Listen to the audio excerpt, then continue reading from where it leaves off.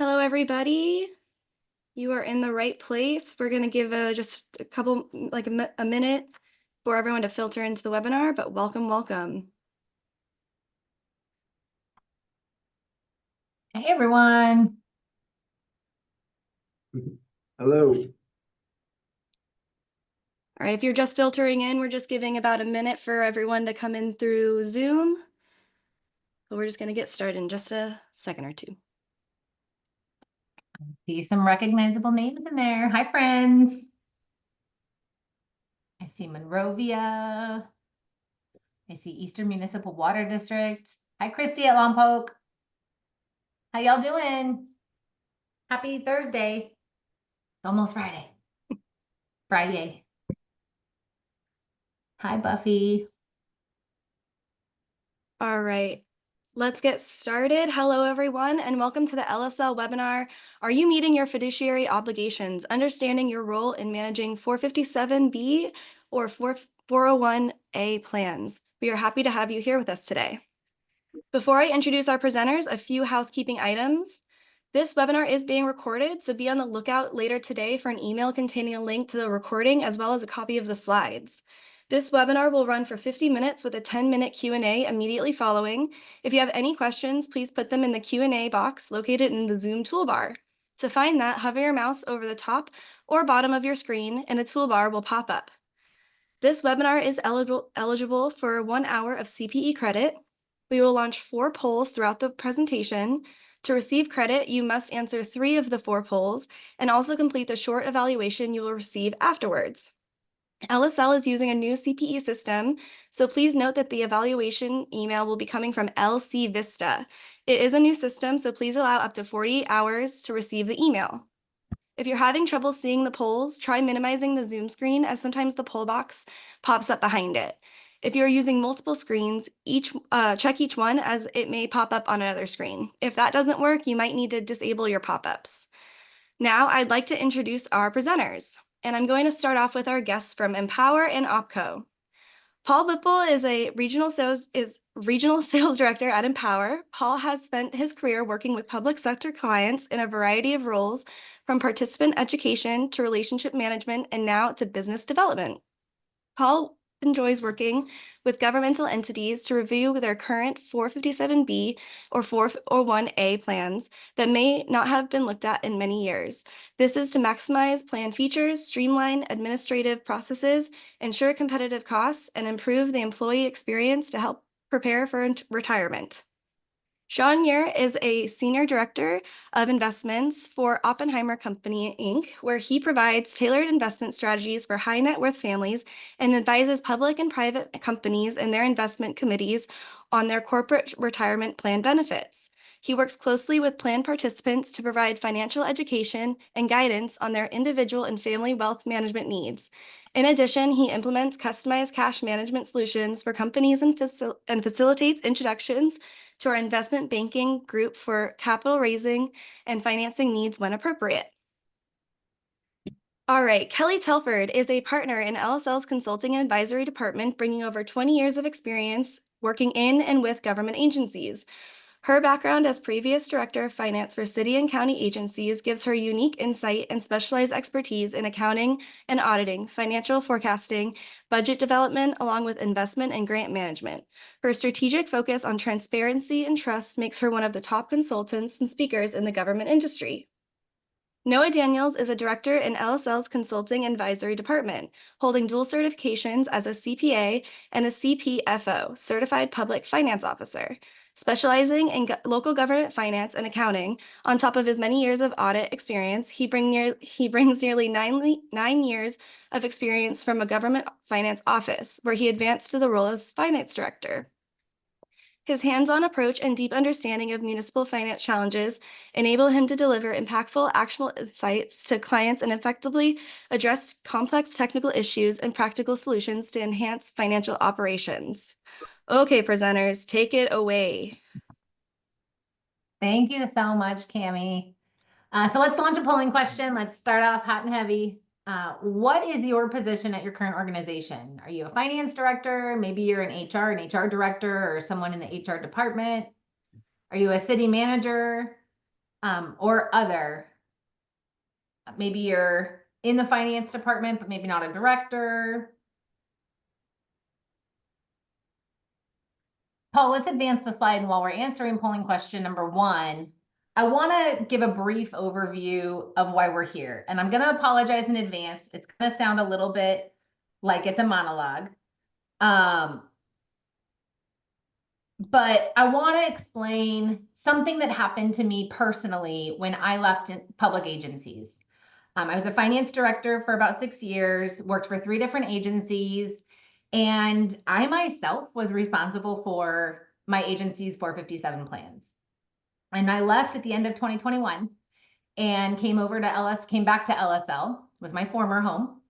And I was really disappointed. It was the first time I'd really looked at my 457 plan performance for my individual accounts. Honestly, it's embarrassing to admit this, but probably in about 5 years. Don't kill me, Paul. I see your face. And I was shocked how my investments were underperforming. The last 5 to 7 years, my husband and I have been really intentional at trying to maximize our contributions in my 457 plans and his 401k plans. And his 401k plans were outperforming me nonstop. And I couldn't figure out why. And I had reached out to Sean. Sean is with Oppenheimer. We already went through the intros, but LSL actually works with Oppenheimer on our internal 401k plan. And I happened to be on some calls with him. And I'm like, while we're waiting for people to jump on, I let him know what was going on. And he explained to me what we're going to go through today. He explained to me this responsibility that directors have, whether they're finance directors or HR directors or city managers. There's this responsibility, this fiduciary responsibility to actively manage those plans and ensure that they are performing at their best, not only for the city or local agency, but also for its employees. And it took me a minute to realize I was frustrated in looking at it from the employee perspective. I was frustrated that my 457 plan was underperforming, but I didn't realize that I had the responsibility to manage it. And I was in the position to be able to make those changes when I was a finance director. And I'm sitting on this call with Sean, and Paul wasn't on that specific call. And I'm like, oh my gosh, we have got to let our friends and neighbors know in local government, because if I didn't know it, I had no idea what big of an impact these kinds of reviews could really have, not only on the fee structure for those investments and the fee structure that the employees pay to be able to invest, but even from an opportunity for the investment selections to have better performing investments to be options to choose in the 457 plan. We've recently gone through some evaluations with some of our clients. I had asked a few friends of LSL to do some reviews and take a look at whether or not their plans were underperforming. And what I have learned through that experience has been really eye-opening. And I really wanted to bring this to all of you. You guys know I do so many webinars and I try to bring as much content and information to you guys. But at the end of the day, it is so important that we understand this, because you are all going to retire in the future too. Brian will laugh at me. Y'all will laugh at me, but I gave Brian my 15-year notice January 1st of this year. So I'm actively planning for retirement. And this impacts you as employees as well. So I have asked Paul and Sean with Empower and Oppenheimer to come in and explain to all of us what I didn't know.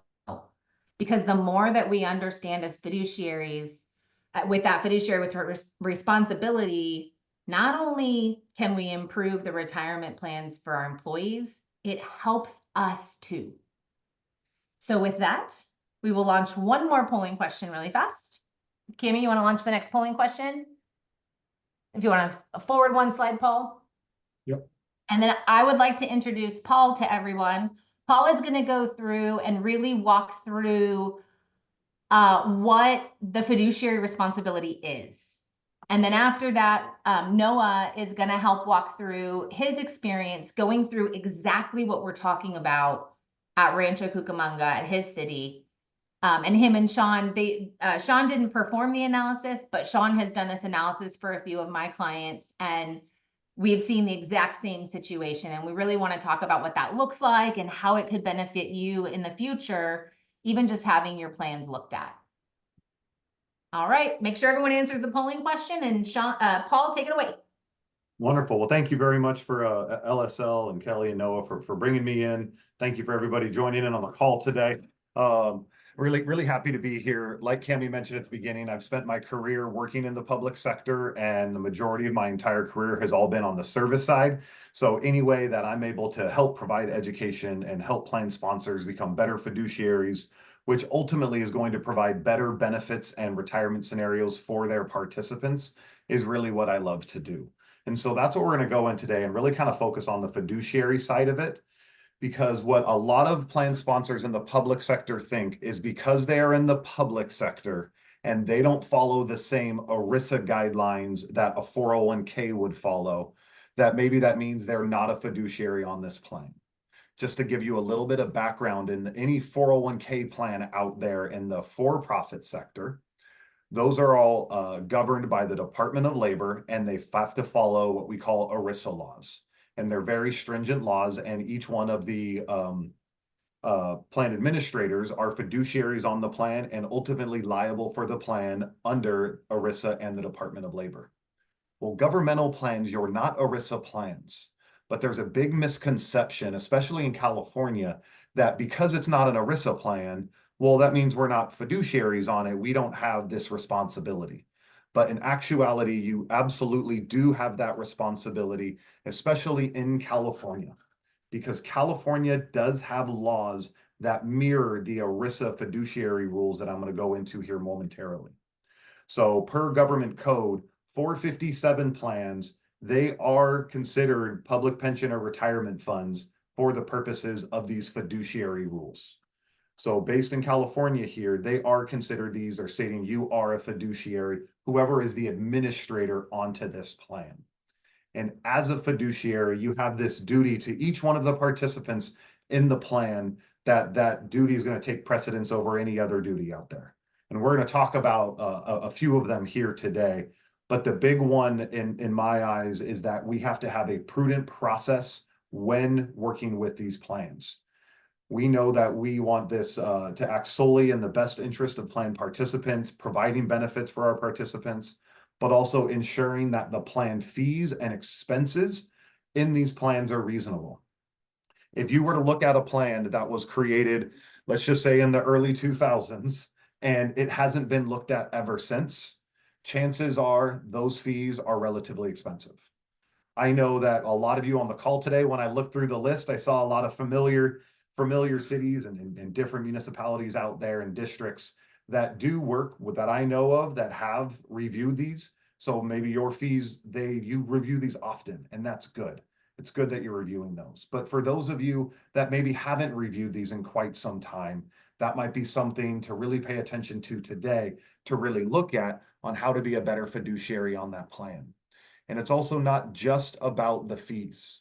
It's also about the investments as well. Again, California state law, fiduciaries are required to really follow that prudent process that I talked about when selecting and monitoring your investments. Selecting the investments is one thing, but if you select an investment and it's been in that plan for the last 20 years, chances are maybe there are some better performing investments out there. And so it's the monitoring part that is very important, and to remember that it's an active process to be a fiduciary into this. So remember that just because you're non-ERISA doesn't mean you're non-fiduciary. And that's why a lot of plan sponsors out there, and a lot of you on the call today, because I know a few of those plans out there, where you use ERISA as a best practice.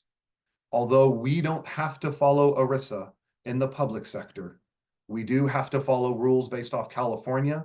And if we use ERISA as a best practice, then we know we are covered and we are doing our responsibility as a fiduciary.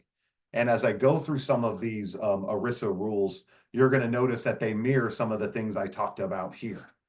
So when it comes to these standards of conduct and how to really be a better fiduciary, one of the first ones, it's called the duty of loyalty, or the exclusive benefit rule. Now, a lot of these are are pretty self-explanatory, and you're all doing this now. That your the active exclusive purpose of providing plan benefits. That's what this plan is for. All of you on the call today, you're not putting your employer interest before the plan. I mean, these are all things that you're already doing today, except for maybe the last one, if they haven't been looked at in quite some time, of ensuring that your plan fees are reasonable. But this is that duty of loyalty that is part of ERISA. And next is going to be the duty of prudence. So it's acting with care, skill, diligence that any knowledgeable person would when working on their plans. And it goes back to what I said a little earlier. It's about using that prudent process in all plan related decisions. It's having that process put in place. So if somebody comes up to you as an administrator to say, hey, why do we have these investment options? You're able to say, okay, well, we follow our process of X, Y, and Z. Well, why are we working with the ABC provider when we could be working with a different provider? Well, here's our process on why we work with the provider we do. So having that process is very, very important. Next is going to be to prudently diversify your investments. So in the ERISA world, what is required is what is called an investment policy statement. And it's essentially what governs what investments are inside your plan today. It's that methodology or the criteria for not only selecting the investments, but also reviewing the investments over time. The policy statement is what's going to define the goals and the objectives for each one of those funds to make sure that you're diversified. You don't have 100 funds out there. That makes it confusing, but you also don't only have 5 funds where you don't have a lot of options. And so having that investment policy statement is something that is definitely an ERISA terminology, but to become a prudent fiduciary in the plan is something good to have, is that documentation. So when somebody does ask, well, why are these investments in our plan? You're able to say, hey, here's the process we follow. And here's actually our investment policy statement that's going to state why we select the investments we have, or maybe even why we removed an investment and replaced it with another one. And so we have that duty to prudently diversify those investments. But I mentioned a little bit earlier, it's not just about selecting the investments, it's about monitoring and deselecting investments when they may not be performing and meeting the criteria. Now, in the ERISA world, in the for-profit world, there have been many, many, many lawsuits out there that have gone on to have definitely some larger settlements. One of the biggest one was back in 2015, Tibble versus Edison. And really what came against Edison was the fact that they weren't ultimately monitoring and selecting and deselecting their investments. What Edison stated was the fact that, well, we chose our investments. We went through this prudent process to choose our investments, and that made us good fiduciaries. However, it was the lack of duty of continuing to monitor and deselecting an investment that has been underperforming, which is why the U.S. Supreme Court ended up siding with Tibble on this. And it's stating that they have to be active in their role as a fiduciary. You can't be passive. It's not something, well, we have these investment lineups and we've had these for the last 10, 15, 20 years. We've never really looked at them, but they've always been there. Of the duty of a fiduciary is to be active. Now, I'll say what the Tibble versus Edison, again, that's in the for-profit sector. That was brought on by the Department of Labor. In the public sector out there, you are not ERISA plans. However, like I mentioned, California has those rules that very closely mirrors ERISA. California has the Uniform Prudent Investor Act, and that says each one of these are going to look familiar because it's what I just went over. The Prudent Investor Act says to be loyal to your participants. It's to practice prudence and have that process put in place. It's to diversify your investments. It's to monitor your investments. And it's also to manage your service providers as well, to make sure that not only your fees are reasonable, your investments are performing, but also that your service is essentially up to snuff, if you will. So I always like to just kind of leave on that, is remember that working in the public sector, non-ERISA, does not mean non-fiduciary. You are fiduciaries on this plan. Anybody who has authority over this plan is considered a fiduciary and has the liability as the entity when offering these plans to your employees, your participants. So That just talks about what that is. But how are we able to really mitigate the liability risk that goes along with it? If now I know I'm a fiduciary in this, well, how can I mitigate that fiduciary risk? What processes can I put into place? And so some best practices to use is, we already talked about that investment policy statement, right? So it's adhere to that generally accepted, those investment standards, adopting those policies to make sure that you've selected your investments appropriately, but that you continue to monitor those investments. It's also about the governance of the plan. It's about meeting regularly to document any plan decisions. Whether you're going to amend a document to add in new features, you are wanting to review the overall plan itself. Meeting with your record keeper or your third-party advisor or consultant at least once a year is what's going to help you check that box to make sure your plan is performing the way it should be. And the third way is going to be that training. You're all here today on the fiduciary side of it, receiving that training. But anybody else that is helping to administer this plan, somebody from an HR administrator, whether they're in finance, whether they are in HR, payroll sometimes even is involved in these, I've found. So anybody that is acting as a fiduciary on this plan, make sure that they're educated really on the basic fiduciary responsibilities that go along with being an administrator on a plan like this. Another way to be able to really mitigate that liability risk is to, and as part of that duty, to monitor your service providers. If you've been with one provider for the last 20 years and you haven't been able to go out there and see what else is out there in the market, that might be something to look at. As part of a public sector agency, you go through so many RFP processes when you are trying to decide between who's going to be our paperclip provider. You go through an RFP for so many different things out there because it comes out of the city funds. However, these plans, oftentimes, they're not being paid for by the city or by the district.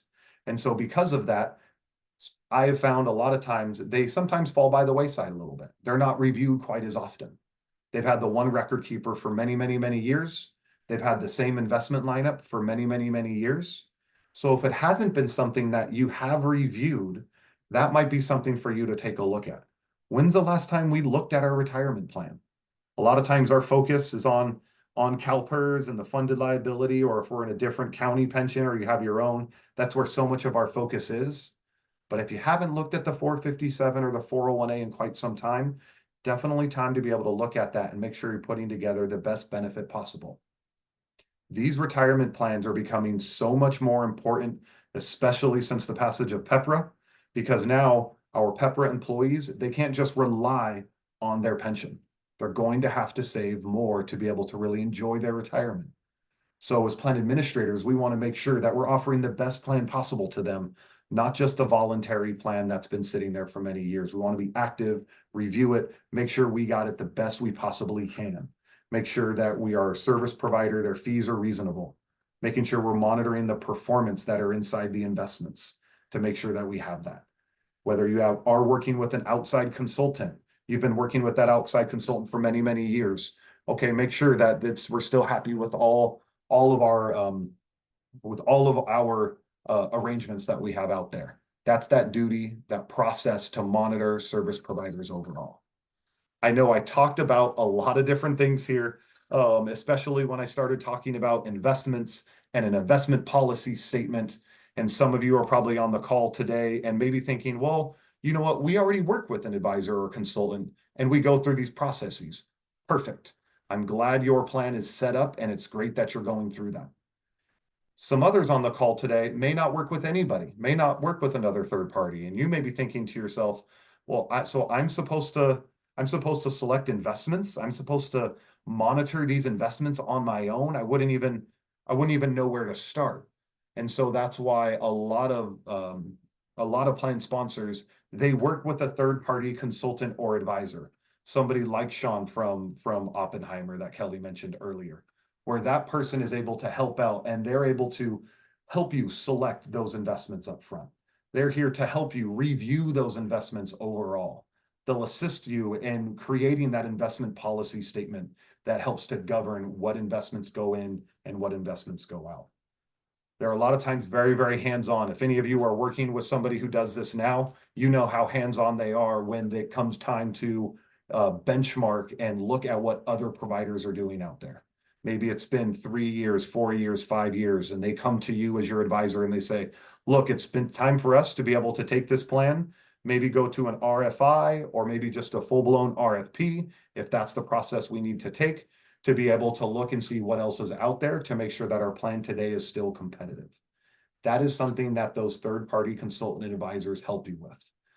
They're there to help you provide the best plan possible to your employees, but also to make sure that you are the best fiduciaries that you possibly can be when you are fulfilling your fiduciary obligations. So there's options out there for you. You're not left alone on there. So it's something certainly to entertain over time. If you're not working with somebody today, that might be something to explore. So what I always say is questions to ask after hearing this, when you're thinking about your own organization, is to say, when was the last time we reviewed our available investment options? When was the last time we reviewed the cost of our plan? Or when was the last time we even reviewed our service provider to make sure that we're getting the best service possible?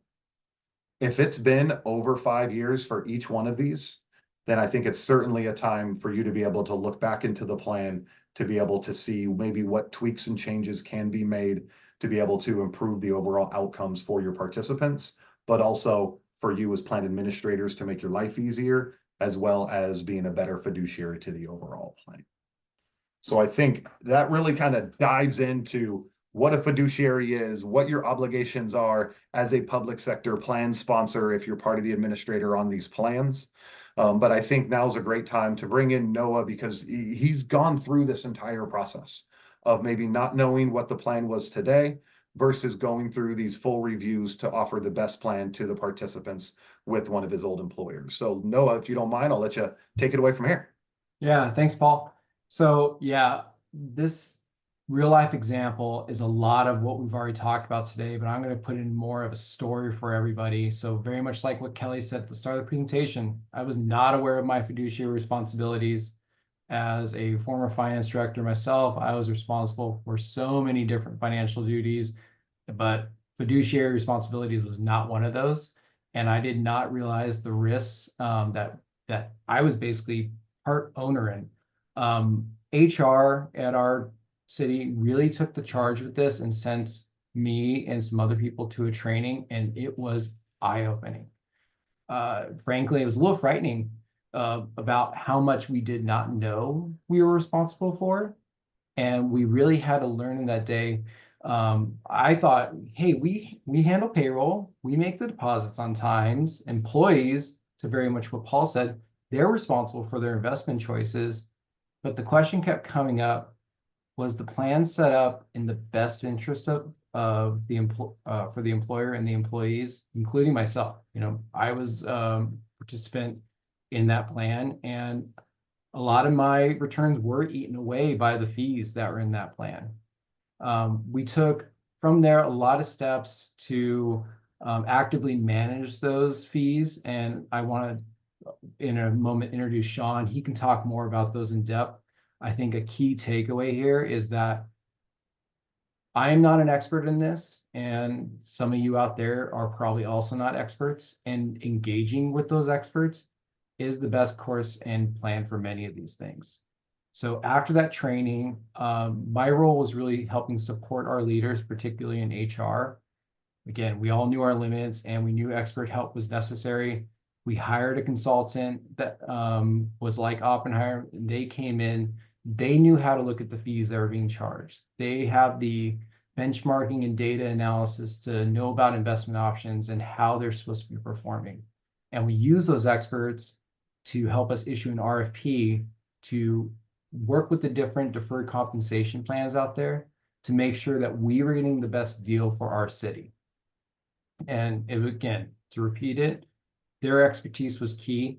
And because of all that, we were able to bring forward options to revise those plans and bring the fees down, particularly in the record keeping categories, for everybody. And everyone was going to benefit from this. And most importantly, it was going to help protect our employees' future retirement goals. Something that Paul said that I also just want to echo before I turn this over to Sean to give a little bit more is no action in these cases is inaction. So to repeat, Paul, if you haven't done something in a few years, it's probably time to at least go through, look at your plans, and make sure you're documenting what you're doing. That will protect you if something ever does come up. So Sean, do you want to take that away? Yeah, thank you, Noah and Kelly and Paul. Super grateful to be in partnership with you all on this webinar, because I think it's extremely impactful, taking kind of what we have done with our group, specifically in the retirement plan space with mostly 401k plans. But now we've been enlightened a lot thanks to our great partners like Paul Whipple at Empower, about how we can take the same exact approach that we do with 401k plans, which are governed by ERISA rules. And here in California, especially having the same type of fiduciary responsibility of a plan committee at the city level. We help formalize those committees. We help do the whole RFP process when you go through and are choosing vendors, whether it be the record keeping platform like a Mission Square or an Empower or a Voya, those types of groups where you may have participated in plans over the years. We help find the best solution for your plan from a record keeping standpoint, as well as figuring out the investment lineup. We help solve for that problem. And the beauty of our retirement plan space in general, whether it be a 457B plan or a 401A or a 401k plan, is this is the world of costs coming down for benefits. So there is definitely room for improvement on a lot of these plans from a cost perspective. The performance of these investment choices is a huge thing, especially when you're factoring in the investment costs. And what we've found just from going through this process and us getting educated as well with the 457 space specifically and the 401A space versus 401ks is a lot of these plans have been overlooked from an investment cost perspective. And there are a lot of plans that have multiple record keepers, where I know Paul will touch upon that later, of how there's a power in numbers and consolidation of these different assets, and how you can take that and have that be a beneficial part of bringing down costs for the plan and everyone that participates in the plan. So just know that you've got amazing folks at LSL on your side. The fact that they're even bringing this up, I think, is a huge testament to how much they care about their clients. And guys like Paul Whipple are great partners. And like I said, we've been enlightened by how some of these plans are very much kind of out of compliance in terms of a cost perspective, at least, of what it should be, from just looking at other plans across the landscape of different sizes. And just know that it's always good to have a second set of eyes on these, from what can be improved. And it impacts everyone, especially over year after year, the power of bringing down costs, but also having great investment choices that are being monitored. That's something that we take very seriously. There's great analytics that we use in retirement plans for how we assess different investment choices. So appreciate the time, and Noah, I'll send it back to you. Awesome. So next, we're going to talk about different ways to impact your success. But first, next polling question. So do you offer one provider for the 457B or multiple providers? And So I think we'll get going, and we'll circle back to the results when they become available. Yeah, definitely. No, and I can kind of speak on this a little bit too, as we go in on ways to impact that plan success. And before I move on, I'll just keep the polling question up there. But some of you on the call today may only work with one provider. Some of you on the call today may work with multiple providers. And I kind of want to help explain kind of why the multiple provider scenario is in place today. If you were to look at these investments and these providers in 457s 30 years ago, 457s first came into place in 1986, not to get into a history lesson here. Before that, it was 401k.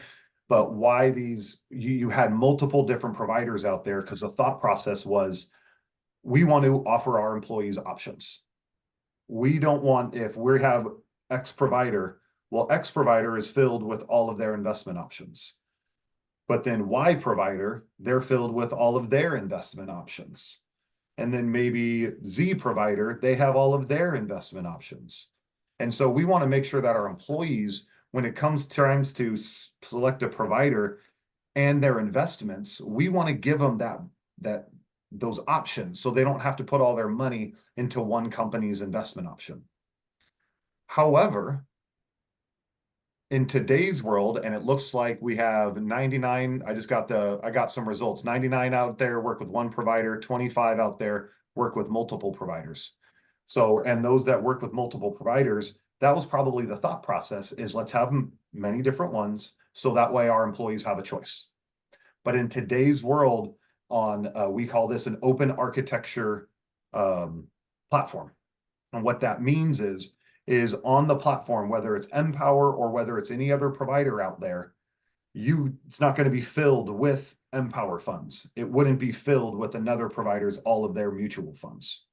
You now in this open architecture and lineup world out there, you can say, all right, we're going to go with Empower, but we're only going to be the record keeper. And then we're going to put Fidelity onto the platform and T. Rowe Price onto the platform and BlackRock onto the platform.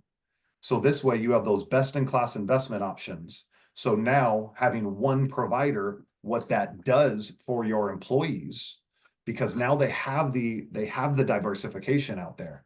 But going down to one singular provider, the first and foremost thing it's going to ultimately lower your record keeping cost.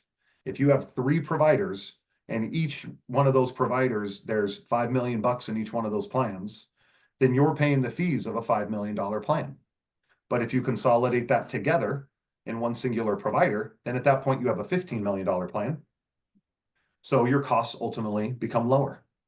In addition, the more money in the plan, different class of investments you are able to get from any one of those providers out there. So that way we're lowering the cost of the investments as well by utilizing the economies of scale. In addition, as administrators, it makes administration much easier. We don't have to manage 3 different plans. Now we're just managing one payroll file, one administrative site.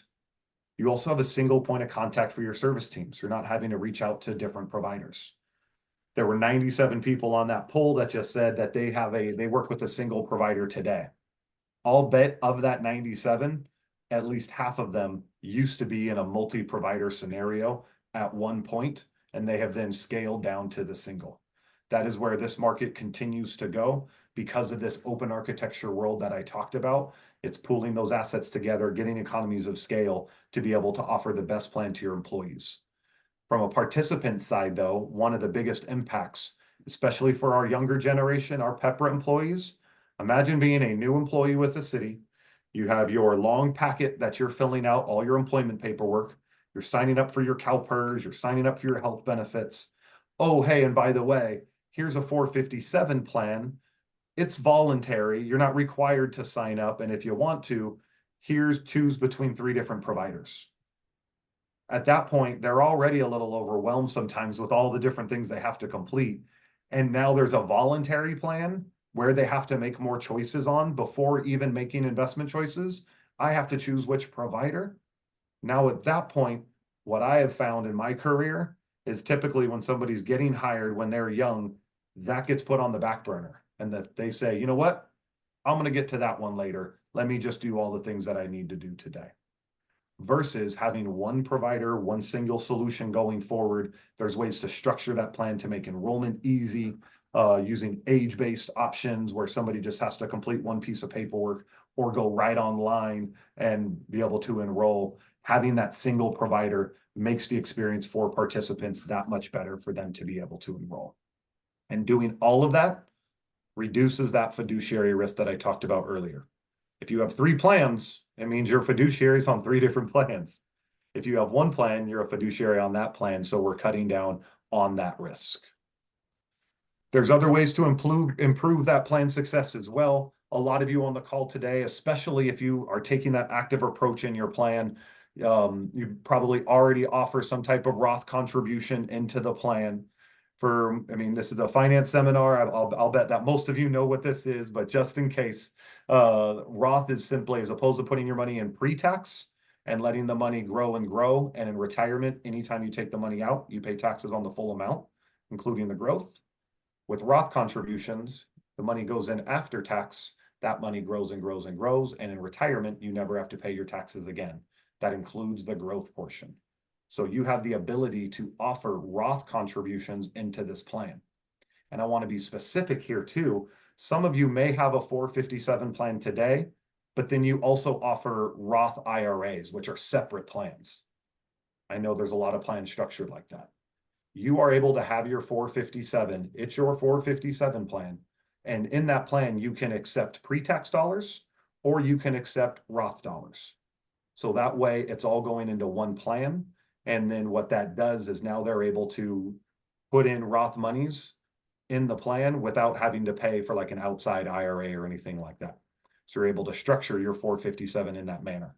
And just a special note here for anybody that is not doing a Roth today, or you're not offering a Roth option, but you are allowing employees that are age 50 or above to increase their contribution amounts.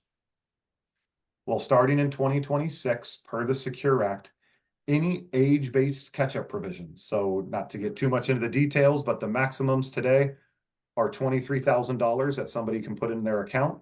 Well, if they're age 50 or above, they can actually put in $30,000. They get to put in an additional $7,000. Might even be $7,500, but they're able to put in a little bit extra.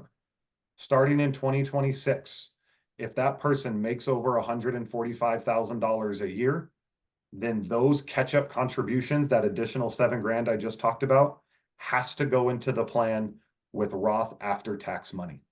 So if you're not offering a Roth today, but you're offering those age-based catch-up contributions, something is going to have to give come 2026, because that's the only way to offer the age-based contributions.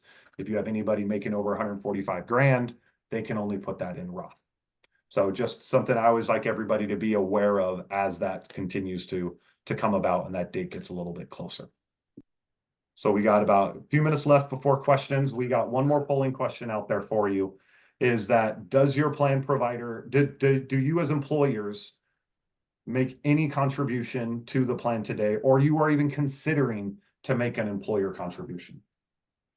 15 years ago in my career, I didn't see a whole lot of employers putting money into these plans because they put all their money into the CalPERS pension. But now with PEPRA, I'm starting to see more and more employer contributions go into these plans, so they're able to improve the overall benefit for their employees, especially for their PEPRA members. Paul, one thing as we kind of move off of that Roth discussion, and I wonder if maybe Sean has some ideas about this, but working with an expert again at the City Ranch Cucamonga, they were also responsible and gave us a lot of helpful guidance on these new laws that were coming up. And it was one less thing for me to kind of have to be constantly aware of those changing tax codes and laws and different regulations for these deferred comps. So I was just wondering if Sean, maybe you could add a little bit here. Absolutely. No, thanks, Noah. From the plan sponsor level, so in this case, the city managers, the HR folks that are on this call or on this webinar, we help keep you informed and your committee informed with all of the legislation that's being passed, which a lot of has been passed. Some of it has different dates of being enacted, but also, you know, at the participant level, we do one-on-one education for those participants on terms of how they would go about thinking about investing from a risk perspective, you know, stocks, bonds, those types of things, and what proportions and different funds. Also, you know, Roth or pre-tax. So those are different things, considerations that we do a lot of one-on-one education. We do group education. So just know that there are resources like us as consultants, financial advisors to be able to help at the participant level, as well as keeping the plan committee, everyone from the city that's involved on the administration side of the plan with regards to all of the regulation and options that are which are optional and some which are must, which you'll see on his slide here about the Roth. These are actual for the higher earners at these, whether it's a 401k or a 457 plan like this or a 401a. There are specific things that are actual musts versus maybes. So just know that we can be helpful with all those conversations as well. And thanks, Noah. Yeah, absolutely. Yeah, working with somebody that knows that. A lot of you I know out there may be working with somebody today and get that education, but if you're not working with somebody, something to consider. So the polling results came in out of 125 people on the call today, 88 are doing some type of employer contribution. I'll bet if we did that poll 10, 15 years ago, it probably would have been closer to 10. Pre-PEPRA, absolutely. So more and more employers are starting to contribute to this. My next question, I don't have a poll for it, but of that 88, I'm curious how many of those employer contributions are going into the 457. In the governmental world, 457s can be, you can receive employee and they can receive employer contributions. However, if your employer contributions are going into the 457, it does two things. Number one, it lowers the amount that the employee can put in. So if the employer contribution is $3,000 a year, and the annual maximum on a 457 is 23 grand a year, then that means the employer can only put in $20,000 of their own money. Any employer contributions to a 457 lower the amount that the employee can put in. In addition to that, any employer contribution to a 457 is considered wages. And by being wages, report on the W-2, they are subject to both FICA, your Social Security tax, and your FUTA, your Medicare tax. I know most of you out there don't contribute into Social Security, so this isn't as big of a deal. However, there still are a good amount of public agencies that I know of that do contribute to Social Security. So by putting those employer contributions into the 457, you are now increasing the payroll taxes, the Social Security taxes and Medicare taxes that you are paying. That's why they brought in the 401a, and the 401a is meant for employer contributions. So if the money is directed to the 401a, not only does it give the employee the full 23 grand to contribute, those employer contributions are not subject to those Social Security or those Medicare taxes. Ultimately, I am not a tax person. That's why we have all our fine folks, I'm not a CPA, our fine folks at LSL out there to help with this. But this is one of those items to always consider. If you are putting employer contributions into a 457, that is certainly a conversation to have with your advisor or consultant today. But if you're not working with somebody, that might be a question to be able to bring up. And I'm happy to address any of those questions as well. Paul, can I add to that for just Please. a second on 2 Yep. points? You're 100% right. And out of the 3 agencies that I worked at as a finance director, only 2 of mine had the employer contribution going into a 401a plan. And that is important to me as someone who is trying to be proactive and really plan for retirement, especially now. That meant that I was able to put more of my contributions into my 457, but still have that extra piece of 401a. One little tidbit for the group, you may not know this. I didn't actually know this until it's probably about 2 years before I was probably just starting or just looking at moving to Seal Beach. I met with my personal financial advisor and doing some retirement planning. And I learned that we can draw from a 457 plan earlier than we can draw from a 401a, an IRA. A lot of folks think, oh, I'm no longer in government, I'm going to roll my 457 into an IRA. Keep it in the 457. Muy importante. If you get anything, get a lot more from this webinar, but that is actually something that is a really big benefit to us in the government industry, because it helps us plan better for retirement and draw those funds earlier and allow the other funds to grow. So it is really important to be able to maximize as much of that 457 as you can and enhance through the 401a as well. Yep, absolutely. Great point. So the last thing on the 401A that I'll touch on is just there's different ways to use that 401A to maximize the savings contribution. You can set up a non-elective employer contribution, meaning it's like a discretionary contribution by you as the employer of what you may want to give to your employees, or even a specific subset of your employees. You have a specific bargaining group. You have a city manager that wants to negotiate additional contributions. You can utilize the 401A for those contributions. You can set up matching contributions where if somebody contributes to the 457, you match money into the 401A. You can even have sick or vacation converted into pre-tax 401A employer contributions. So if there's a mandate that says when someone retires, we've got all this extra PTO and sick and vacation time out there, they have the ability to say all of those hours and monies will be converted to a 401A to be able to help overall with the taxes. There's a lot more that goes along into this, but these are just some high levels, as well as any mandatory contributions that somebody may want to negotiate as part of their MOUs, whether it's a single employee or whether it's a group bargaining unit. And so that's the end of the 401A side of it. But I think they're really important to consider if you are putting in employer dollars, you're looking to way to maximize savings, start talking with somebody about a 401A if you don't already have it. Talk with your current advisor or consultant if you have one, to be able to figure out ways to be able to really maximize that. So we really thank you all for the time, absolutely. But I know we got lots of questions in chat. So I'm gonna kick it back over to Cammie and Kelly and we'll go from there. Sure. So we do have one question in there from Tammy Pickens. Hi, Tammy. I miss you at OCFA. So Tammy's asking a question about the regular Roth IRAs phase out. So she says a regular Roth IRAs phase out eligible contributions for higher income earners. That was a few slides back, if you remember. Yep. But in 2026, earners of 145,000 plus will now be required to contribute to their Roth 457 instead of a traditional 457. This seems the opposite of current requirements. Is she understanding that correctly? Yeah, so let's talk about that a little bit. So if you were to contribute to a Roth IRA, separate from your account, your own personal Roth IRA, Sean, keep me honest here, you do these a lot more than I do. Yeah. But there are income limitations to be able to contribute to a Roth. So I believe it's right at around $145,000 or $150,000, where if you're contributing to a Roth IRA and you make more than that, you don't qualify, you can't contribute to a Roth IRA.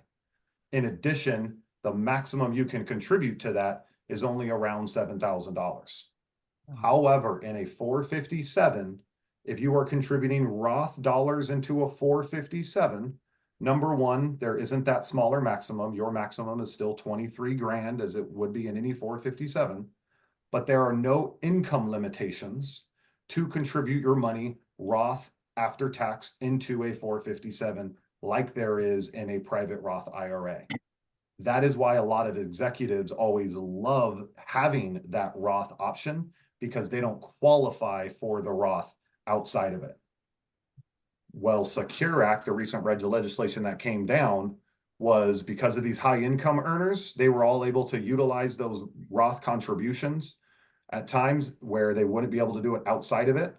Now, inside of 457, they will still allow high income earners to contribute money up to the $23,000, but anything above that $23,000, there are now income limitations on being able to go pre-tax versus Roth. Does that answer the question? I hope. Essentially, long story short, is a lot of those high income earners, they want them to be able to not defer too much in taxes. They want them to pay some of those taxes during the time being. That's a great point at the last part there. The IRS does want some tax dollars from those higher earners. This is a way for them to get those tax dollars as far as a mandatory piece of their catch-up contribution. So that today it's 23,000 for your regular employee deferral, but if you're over 50, you can do an additional 7,500. So that 7,500 component for those high earners specifically, that's where they're going to get, those are going to be forced to be Roth starting next year. Great question, Timmy. Yeah, great question. I lost my questions. They disappeared. There they are. Let's see. Are there any other 457 and 401A training webinars from the employer side that include the IRS tax laws, special provisions, and catch-ups? Cami, why don't we take a note of that, and maybe we can work on pulling something together, since we also have the tax side here at LSL. And we can work with our friends, well, Sean and Paul from Oppenheimer and Empower, to bring that information to our clients. We'll make a note of that. Thank you very much, Lorena. I don't know that there were any other more specific questions. Oh, in 2026, does an employee who makes more than 145 in the prior year have to make any Roth contributions? So it does. I was able to see, it looks like the Roth contribution limits are going up. I think they're in 2025. I feel like it's 150. I Correct. can consult my friends at Google real fast. Correct. Yep, that is correct. Okay, so it is going up. Does an employee who makes more than 145,000 in the prior year have to make any Roth contributions? Do you know that one, Sean? Not sure if I'm understanding the question correctly. That's only applies to the catch-up contribution starting in 2026. So that is specific. Yeah, the question is specific to 26. Yeah, in one of these types of plans. So outside of that, a Roth IRA, there's income phase out limits, like you were just mentioning, 150,000 is what it's going up to next year, where you cannot directly put money into a Roth IRA, so separate from any of these plans directly. However, there's a way to get money into a Roth, which we always bring up on all of our participant education, which is a backdoor Roth, if you're kind of maxing everything out. I personally do it. So any way that you can get money into a Roth, if you have the means to do so, it can be extremely impactful. Sean, that's actually a very good point. Why don't we have you and Paul work with us on an article to the group on what a backdoor Roth is and how to take advantage of those? I think that would actually be very helpful, because I mean, until recently, I wasn't even aware. I've heard mega Roth, backdoor Roth, all kinds of things. Yeah, there's a lot of little loopholes, we'll call them, that still exist. Yeah. I want to make All sure. right. I think that takes care of our questions. Maybe we can move on to our next slide. We want to let everyone know that we have another webinar coming up.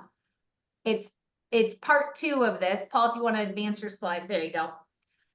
It is part 2 of this conversation. So we talked about our responsibility. We talked about what an analysis could yield if you were to evaluate your plan's performance and see if there were opportunities for improvement. In the next webinar on November 19th, we want to actually talk about what that analysis looks like and what do you do with it. We're going to bring a real example from one of our clients. We're going to show their before and potential after, because the reality of the analysis is there's some decisions and conversations to have. We're also going to go through best practices that should be done, whether it's quarterly or annual evaluations, things to specifically look for, and how a financial advisor can assist, just like Oppenheimer has been assisting us. How can they assist in helping to make sure that our plan is operating effectively, not just for our organization, but for our employees? And then I'm going to chime off of something that Tori Roberts put in the chat about her previous organization and having she called it a charcuterie level diversity in retirement options. But one of the biggest benefits too isn't just making sure that we're honoring that responsibility, both for ourselves, because there is a personal benefit to that if you invest in the 457 plan, and for its employees, but from the finance and HR department perspective, there's some goodwill that we can earn in being able to bring this to the bargaining units and show that we're genuinely trying to help and improve what the employees are earning. And I think asking, the associations what's important to their members and how can we do better in bringing opportunities to them from an investment perspective. So we're going to talk a little bit about that on the next webinar. It will be Tuesday, November 19th at 10:30 in the morning. And all of us will be back hot and heavy, and we can't wait to see you there. And with that, There was Go ahead, another John. question that came in, Oh. Kelly, that Hold on. I thought was a pretty great question. Sure, absolutely. Go for it. What does it say? Says from Juan Gomez. We have two providers and we recently completed plan reviews. Both providers said they are responsible for the offering of investments, non-open architecture. How does that play into our overall fiduciary responsibility? Most agencies don't have research desks. I can talk a little bit about that, and then Paul, if you want to add on, maybe. Sure. So great question. Here's, depending on the provider you're at, the ability to have more of what's called open architecture, which means really being able to have a much more enhanced choice as far as the investments go. That is a very important item, honestly, because a lot of times if you're solely using proprietary only funds, which we Paul and I have reviewed quite a few of those together as of late, where they are a lot of proprietary only funds at other record keepers outside of the Empowers of the world. That can lead to some issues because you are, in a lot of cases, if you look at the investment costs, depending on the size of the plan and different metrics, within these plans as far as assets and participant balances, average account balances, that's a big part of how record keepers assess pricing. But those are really important to look at from a plan committee level. So one thing I would recommend would be to consider benchmarking of what those look like together. So maybe it is an issue where you do have money at one record keeper and money at another record keeper. Maybe there's ability to consolidate or explore what an open architecture may look like outside of one of those places. So it sounds like both in that case don't have open architecture. So something to explore. But Paul, I'll let you add on to that because it's obviously something that we talk a lot about. Yeah, I'll be very brief. I know we're over, so I want to be respectful of everybody's time. But what I would ask is in the old school world of direct to record keepers, not working with a third party or an advisor consultant, the record keeper does provide you a plan lineup. And in that plan lineup, they give you all of the investment options, and all of their costs and their fees are all built into the investment options that they offer to you. And so in that case, they are selecting the investments and their fees are built in. My question that I would have for them and what I would ask if they said, well, we give you the investment lineup, I would want to ask them a direct follow-up question. Okay, if you give me that lineup, then are you acting as the investment fiduciary? Are you taking on fiduciary liability in selecting that lineup? And that would be my question to ask to them. And if they say yes, then that answers your question. Yes, you're covered from a fiduciary standpoint. But if their answer is, well, we give you the lineup, but ultimately you're the fiduciary on this, then that again gives you your answer. It might be best to look for a third-party advisor or consultant who can take on some of that fiduciary liability for you.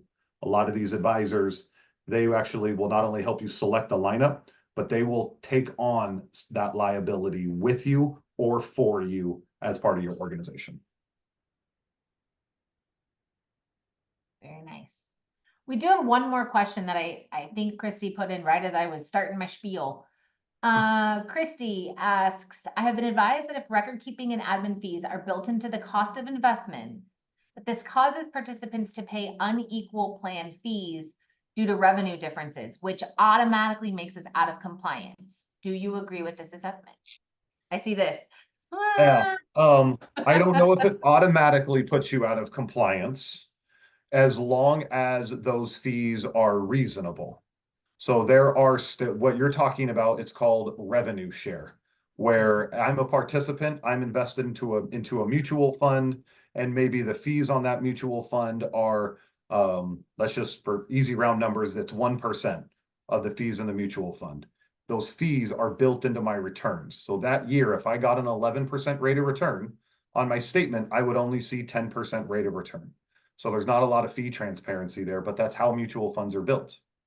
In a revenue sharing environment, of that 1%, they may give 0.1% or 0.2% back to the record keeper. So let's say at Empower, if we had a revenue sharing fund, they're charging 1%, but they're going to share 0.2% back with me. It means that the mutual fund company gets 80 basis points. We as the record keeper get 20 basis points. So that's what revenue sharing is. Revenue sharing doesn't automatically put you out of compliance, to my knowledge. There's no fee transparency there. So in a modernized world, it's rare you see revenue built in. We're in a zero revenue world. But as long as those fees are reasonable, then it wouldn't put you out of compliance. However, there's no fee transparency that goes along to it. So I would say, yes, you are right. It may not be the best scenario, but in terms of does it put you out of compliance, it all depends on, are those fees reasonable? Good answer. Good answer. I think let me double check if anybody else. We did the 2 providers. Can you speak to the different options available to us for hiring experts to assist with the analysis? Absolutely, the analysis of the 457 plans and the importance of hiring a fiduciary. That's actually a really great question, Christy. I'm going to start with that, and then I'm going to let Sean and Paul jump in. I actually didn't understand the importance of, goodness gracious, I'm putting my heart and soul on the line here to this group. When I was at Costa Mesa, we did have a third-party advisor that assisted us. We had Nationwide and Cal 457 as our 2 457 plan options. And then we had a third-party advisor that was already there. It wasn't me choosing, they were already under contract before I became the director. And we would have quarterly investment meetings and quarterly conversations about how the plan was performing. And we had, members from the associations, and I dreaded those meetings. I'm sorry, guys. But at the time I was not an investment person. I didn't pay enough attention. I really didn't educate myself. The Oppenheimer team has done a spectacular job of educating me and tolerating my questions over the last year or so, as I've gone on my own personal financial journey, trying to learn this for all of you. And hiring that advisor allows you to ask the dumb questions, to learn what you don't know, and then to also be able to help you understand how to take care of your employees better, how to plan ahead for them, how to plan ahead for yourself, and how to make responsible decisions that are going to yield them greater returns in the long run. We've talked about, fee transparency. That was a part of my issue when my investments weren't returning what they should have, because I had to click 10 times to drill into what the actual fees were and why they were eating into my returns. And, having that advisor, Christy, doing that analysis keeps people honest.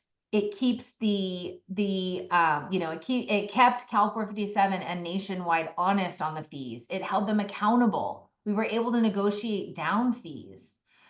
It allowed, like I said, not an investment person. I can do benchmarking in a spreadsheet in Excel based on my Google research, and I have done that, but it takes a lot of time. And being able to analyze the existing investments that your employees can choose, their performance against a benchmark in a similar class, and being able to tell you whether or not those truly are best-in-class investments for both you and the employees. That's important. A huge part of why 457 plans underperform is they had great investments at one time, and Paul went over this.